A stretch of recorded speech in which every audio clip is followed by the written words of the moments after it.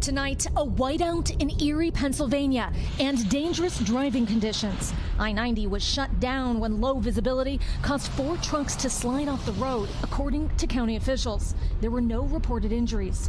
Not far away, there was a close call yesterday.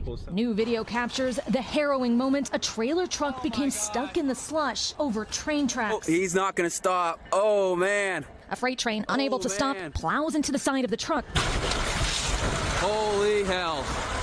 Police say thankfully the driver jumped out prior to impact and is fine. Tonight from New York to Pennsylvania, there's been so much snow, roofs are collapsing under the weight of it. In Erie this morning, it was a loud bam.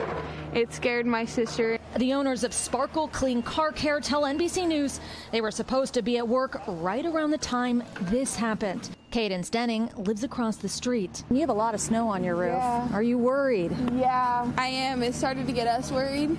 Since last Friday, the region has been measuring snowfall in feet, not inches. The plow drivers of Pennsylvania say they've had enough. When you see snow like this, what goes through your mind? More work. You might have to be out all night. There's snow coming down like this. Tonight, up and down the East Coast, millions are feeling the freeze with temps 10 to 20 degrees below average. Here in the Northeast, they're bracing for a clipper storm set to strike on Thursday. Meanwhile, as you can see, Lester, the snow's still coming down. Okay, Erin, thank you. Thanks for watching. Stay updated about breaking news and top stories on the NBC News app or follow us on social media.